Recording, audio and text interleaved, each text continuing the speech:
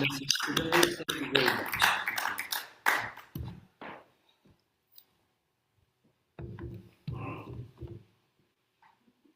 Hello everybody on Zoom. Good to see you. And you. Very good to see you. Well, I almost feel we've had half the message, but I may cut this down in consequence.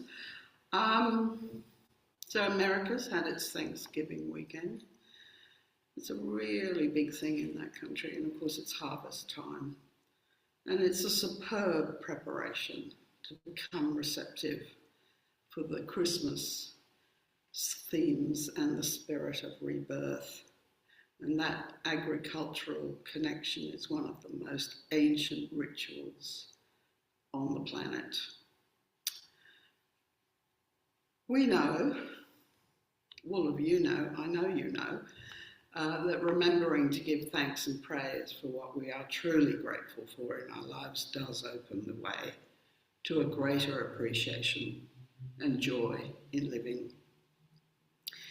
And this focus will fill our hearts and minds with the spiritual energy of love and gratitude and refresh our whole outlook so we're renewed and re-energized for the year ahead. And I'm reminded about Marie Kondo's approach to letting go to unwanted things in our lives. Marie is the Japanese lady who has become extremely well known and internationally popular as a professional organiser. When she wrote her first book, The Magic of Tidying, she presented her individual method for creating household order and her beliefs about the value of organisation in bringing more peace and harmony to our lives. Her method is actually very spiritual, and the book went viral across the globe after it was published. And since then, she's made at least 2 TV series, documentaries, about how she works with a variety of clients using the technique she created for herself, ranging from how to fold and store specific garments, items of clothing, and you wouldn't believe it, it's really eye-opening, to her favourite methods of sorting things out and ideas about storage. And what Marie shows us is how we need to slow down to appreciate and live with a conscious awareness of how we treat and relate to our possessions. And her method involves dividing all our possessions into categories and then undertaking a 2-stage process, taking a full inventory of them. One thing she always asks us to do is to make sure we thank the goods that have served us before we discard them, so we release them with love and gratitude. And the second thing she shows us is how to free ourselves from unnecessary clutter by only choosing to keep the things that are useful and spark joy. She invites us to find out which things spark joy by picking up each and every item and holding it till we know by our own visceral response. Try it. It's very interesting. Marie Kondo's radiantly open and joyful face tells us that she lives by these principles of praise, appreciation, and gratitude. And she gently illustrates the importance of letting go anything that carries dead energy, because this can no longer inspire or serve us. She is emphatic about anti-hoarding, and she is anti-excess. Instead, she demonstrates the art of knowing how to care for what really matters and how to know and eliminate what does not. She wants us to feel truly alive in our homes and closely connected to what is good for us in the present moment, something we all need to learn to do. So towards the end of the year, it seems natural to be talking about elimination, releasing and letting go. And the question we need to ask is, what would we be better without that we can release and let go? And you might like to ponder this for yourselves, because within a couple of weeks, Unity will hold a ceremony at the end of every year called the Burning Bowl. And this is an annual ritual designed to set us up mentally for the year ahead. First, we enact a process of release and letting go that marks the end of one cycle, and then we stake a claim for something we desire to increase in our lives in order to cross a threshold into a new beginning and a new cycle. And we'll be doing this on the 29th of December. The burning bowl represents a rebirth of sorts as we reassess our priorities and goals. We review the year gone by, or even our entire lives, and look at what we believe will be important to us in the future. We start by finding out what we do not need, and then we turn to focus on what we would like to experience, achieve, or bring about. You could say that this is our form of making New Year's resolutions, except that in Unity we do not rely solely on personal willpower to bring about what is desired. Instead, we are affirming the truth principle that what we desire already exists for us in the realm of spirit. We are announcing our claim that this good is part of our divine inheritance as spiritual and creative beings. And in doing so, we make a stand to align our thoughts, and particularly our feeling energies, with what that specific state or thing requires from us. We do this so as to be in a state of readiness to receive this good into our manifest reality. So we open to receiving whenever it appears in our experience. We anticipate what we desire by projecting our imagination in that direction, and as mental thoughts arise, we create feeling states within our bodies at the same time, so that we can feel what it is actually like to have received what we have asked for. And if we are able to do this, the process works really well. I was interested to discover that in the Persian language, the word imagination comes from the same root as the word for embodiment. So in fact, the meaning of the two words in Persian is almost identical. For the Persians, to imagine something means to embody it, which fits very nicely to Unity's idea of creative thought that states that when we make something real in our mental and feeling world, we are well on the way to having it appear in material form. We know it is already ours at the spiritual level before we see it actually appear. Wayne Dyer wrote a book on this very subject. You'll see it when you believe it. The founders of the Unity movement spoke about the importance of denial and affirmation, where we discard what we do not wish to continue, and then we substitute and affirm what we would prefer to experience. This is denial and affirmation. We do not deny that something exists. We strongly state our understanding faith that whatever we do not wish to hold on to does not need to be a permanent state.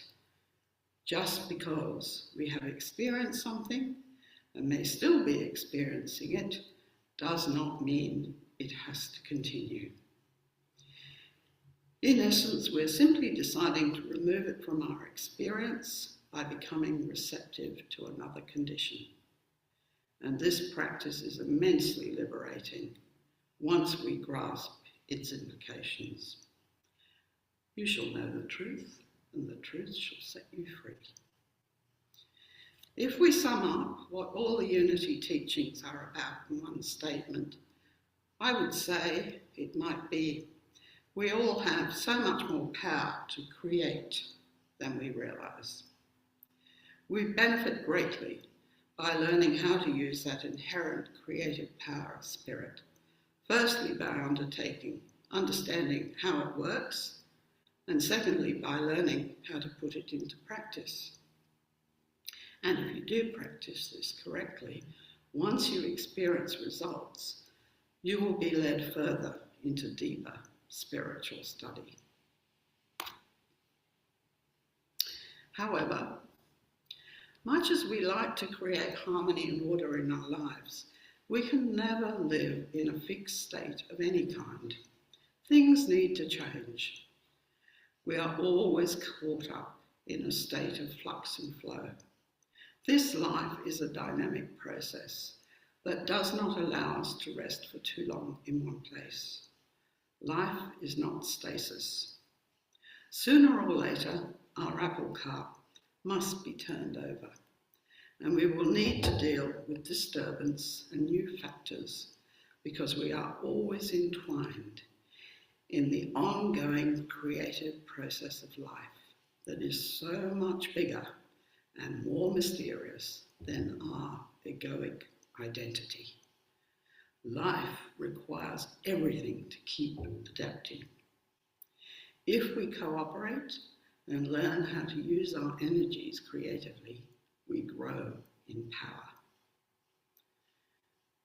2 years ago, I realised I was open to moving, and I bought an apartment in a completely different suburb, encouraged and led by a steady stream of amazing synchronicities that seemed to confirm that this was the right place for me to be. It required a level of trust in something other than logic in order for me to follow this path, but I found the trail irresistible, even though it went well beyond my intellectual comprehension and usual boundaries, and I felt I was taking a leap of faith in releasing the old. It was a curious feeling of involving mixed emotions of fear of the unknown and excitement. I knew change would be involved, but I did not grasp the full extent of it at the beginning. 2 years on, and a whole array of unexpected and seemingly unrelated challenges later, I can now say that the shake-up of this move has been very good for me, but I had to adjust to the change inwardly. The outer process was more easily managed and quicker. The inner adjustments have taken much longer. We human beings like to stay within the known and the familiar. We cling to our old identity, and only the most enlightened of us can give that up lightly. I found myself thinking of a wonderful scene in an old classic film of a play called All About Eve. And this film starred the American actress Bette Davis, whom some of you will remember. At the dramatic high point of the action, the main characters are all gathered at a cocktail party, but by this time things have become so complicated that the Bette Davis character decides to take time out by leaving the party. As she climbs the staircase to her bedroom, she impulsively turns and addresses those assembled below. She says, "Fasten your seatbelts, it's going to be a bumpy night." And this memorable scene comes just before the denouement. The denouement is the point in a story where everything is just about to be explained and resolved. It is when any loose ends in the plot are tied up, and this often involves a change of heart in the protagonist and a letting go of some of their most cherished ideas or motivations. It results in different choices being made as the main characters reposition themselves and change their ideas and attitude, and the story's main conflict winds down. So it is with life. When life gets a bit bumpy, we have an instinctive urge to fasten our seatbelts so we can stay safe where we are. However, new choices are required and some sacrifice needs to be made in order to restore inner balance so that we can cope with the conflict or trouble caused by changed circumstances. We may need to do a lot of letting go of what we have known and what has gone before this time of crisis. The insecurity itself is stressful, and since the outcome is uncertain, this increases the pressure on us. When this happens, of course, it's really good to have understanding that our real power lies in spirit, so we can pivot more easily into a state of mind that is best suited to face whatever comes our way. We also need some tried and true practices to rely on when we are forced to let go of our own treasured illusions of outer security. What happens when life gets bumpy? Well, we try to fasten our seatbelts.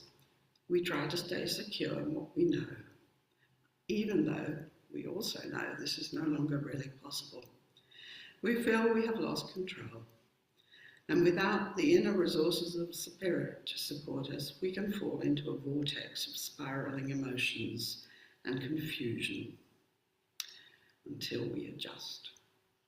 If we do not know how to navigate through a time like this, when rational and obvious solutions evade us, there is not much else to do but move into an inner space of deep trust, sometimes known as letting go and letting God.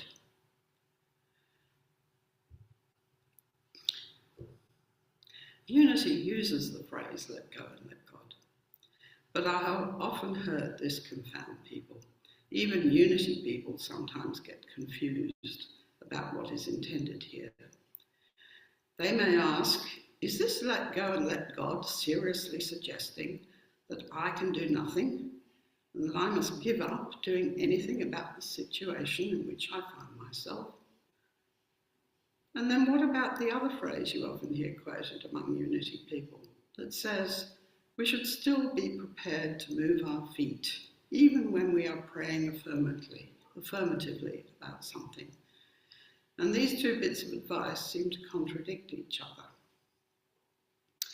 Well, we can be very uncomfortable with the idea that we're not in the driver's seat and may not be required to do anything tangible or practical to make things happen, at least not yet.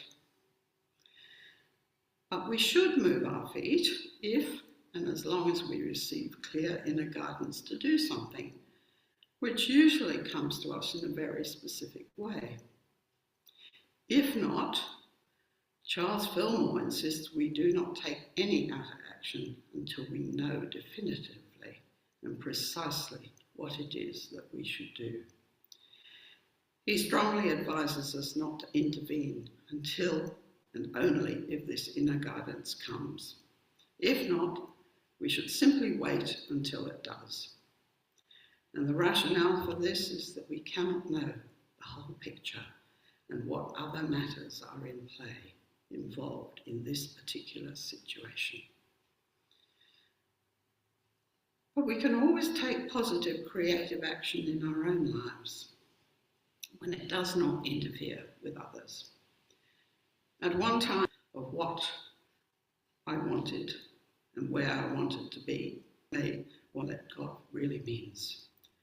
And basically I believe it means we must let go of the idea that we need to know the how of something we desire and how it is to be achieved. This is not so easy for us. We are so used to living from our conscious ego minds that we often forget that element of mystery that operates alongside and through us. Given the right mental and emotional conditions, things will come to meet our need in unforeseen and extraordinary ways. This is a level of letting go that is the most profound in operation and takes a certain level of stamina to maintain. We have to have and be more comfortable with uncertainty when something is not resolved immediately. We often have to wait for 11th hour demonstrations, which is when things suddenly take a turn we were not expecting, and this perfectly fits the need. In recent months, I've had a number of these occasions, which could not possibly have been predicted by me, both large and small things that have made a difference in the moment. Things that have been unexpectedly provided, or timing has altered to suit my predicament, or someone else has changed their mind in a way that benefits my interests. But in all those years ago, I stumbled on this let go and let God process that I now understand from a spiritual perspective. And there were certain things that I believe made it work for me as follows. I knew exactly what I wanted. I knew why I wanted it. I had no doubts about the direction I was taking. I was excited by my idea. It did not deter me at all that I did not know how it could possibly happen. I also knew that I would do whatever was required in order to achieve this. I was backing myself. If I saw a way that might work, I knew I would do it. I did not believe anything stood in my way, and I was fully committed. I submitted my ego to a larger part of the process. In a sense, it wasn't about me anymore. It was about creating something. So I got out of my own way, and there was no conflict or tension in my state of mind. So I was relaxed in the present moment. And unknown to me, I was using my imagination in the most creative way possible that created the optimal conditions for manifestation. I had somehow let go of focusing on the difficulties involved, and I had totally released the how part of what I was hoping for in favour of the feelings of excitement and anticipation of what the good would bring to me. So these days I've decided to spend more time envisioning what I really want and opening to it as part of my new reality. Sometimes, even when I have not faced difficulty, I have been afraid to imagine having what I really desire. I worked out that this was because I was afraid of disappointment. I can see where that pattern came from in my early life, but this awareness now allows me not to be discouraged from asking. And blocking out knowing what we actually desire is also a trap that stops us experiencing what we would like to bring into our life. So I offer these thoughts today in preparation for what we are going to do with the burning bowl ceremony. We might all spend some time thinking of what it is in our best interests to release and of what new life we might like to create. And we can ask ourselves a whole range of questions until something dings, and that's probably where we should focus. Now, because you're all Unity people, I'm not going to read out the questions I have here because I think I'd better get off the platform. But you will know them, and if you want to do this process and get some benefit out of it this year, spend a little time open to what might be needing to change. So when we come to this sanctuary on a Sunday, we are taking refuge from our daily concerns in order to deliberately focus on our spiritual identity. So this is the time to take stock, remind ourselves of our priorities, and recognise the conditions we would like to change. The process of denial and affirmation works on the principle that when we take something away, we create a space for something else to come forward. So we can claim some new good from the abundance of the universe. We can replace what we have let go with something better. So I invite you to take this time to reset yourself for the year ahead and put yourself under divine protection while doing this. Catherine Ponder always used to say, this or something better, under grace, for the highest good of all. She said this with all her affirmations, so there could be no unintended negative consequences attached to what she asked for. I wish you well on your journey of transformation and letting go to create anew.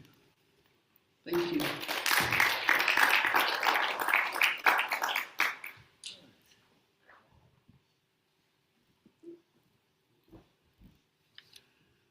Just what we needed. Would you thank Sheila once again? Thank you, Sheila. It was beautiful.